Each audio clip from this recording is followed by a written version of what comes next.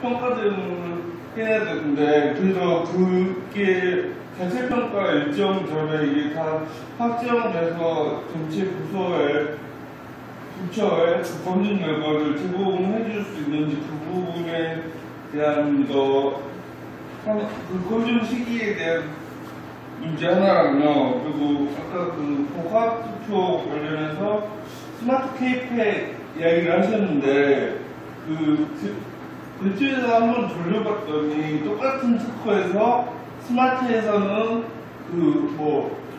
더블 A가 나왔는데 K팩에서는 C가 나오고 이런 식으로 약간 동일한 거에 대해서 스마트와 K팩이 전혀 다른 해석을 내놓는 경우도 있더라고요.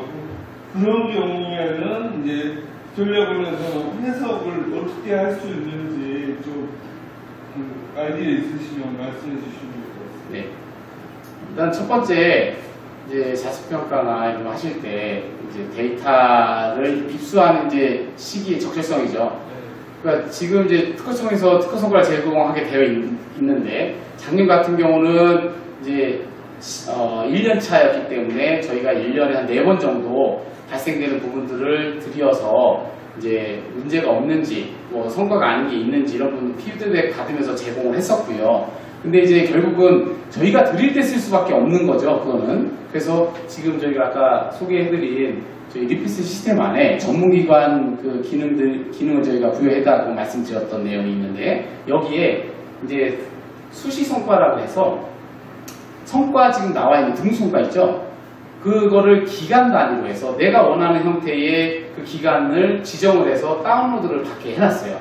그래서 여기에는 성과로 인정된 것만 들어가고요. 인정되지 않은, 그러니까 최소한 확정이 안 된 것들은 현재 기준에서는 오류를 이제 검토했었던 상태의 정보가 지금 들어가 있습니다. 그래서 확정 성과 같은 경우는 이제 정확한 성과이기 때문에 거기 범위 안 들어간 건 성과가 아니겠지만, 확정되지 않은 것도 최종 미래부에서 확정을 할 때는 이게 저희는 이제 오류를 보지만 미래부 쪽에서는, 그러니까 이제 키스텝에서 하죠. 키스텝 쪽에서는 이제 이게 사업에 대한 특징까지 고려를 해서 일괄적으로 이 사업에 있는 거를 인정을 해줘야 될지, 기여를 어떻게 해줘야 될지 이렇게 또 이렇게 그 기여에 대한 부분을 또 반영을 하더라고요. 그래서 그거에 차이가 있어서 최종 성과와 저희가 이제 1, 2차 검증을 하는 단계에서는 차이가 있을 수는 있으나, 그래도 그 차이가 많지는 않아요. 그래서 아까 말씀하신 그 시기에 정보를 쓰실 때는 저희가 이제 제공해드린 이 시스템의 기능을 통해서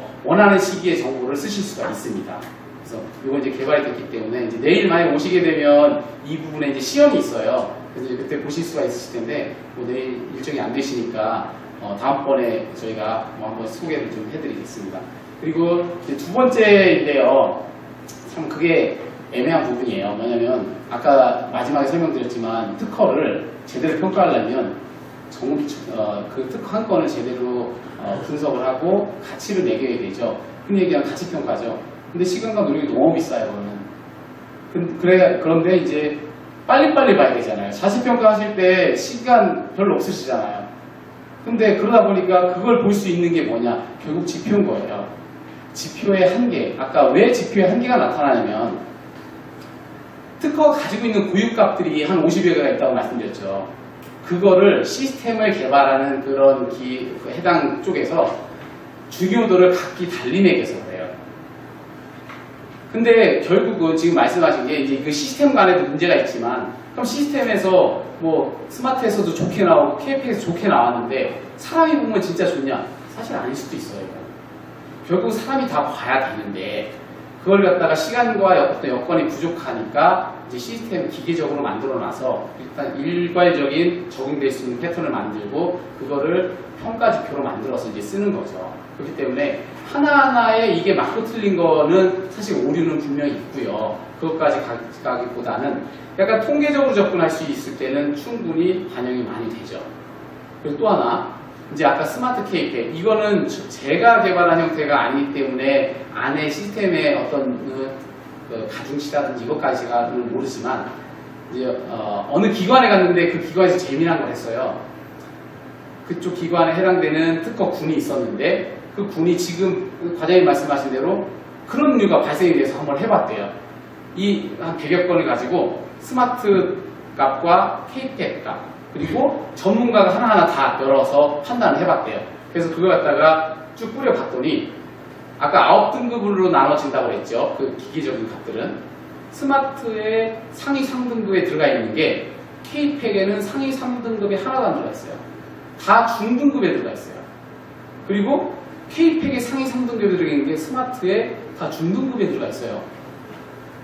그러면은 완전히 지금 말씀하신 대로 뭘 믿어야 되냐라는 거죠. 그럼 전문가의 판단은 어떠냐? 전문가의 본 거는 일부 스마트의 상위 3등급, K팩의 상위 3등급의 전문가의 상위 3등급이에요. 되게 재미있는 거예요, 이게. 그거는 뭐냐면, 아까도 개별 건을 보면 그렇게 자른 게 있어요.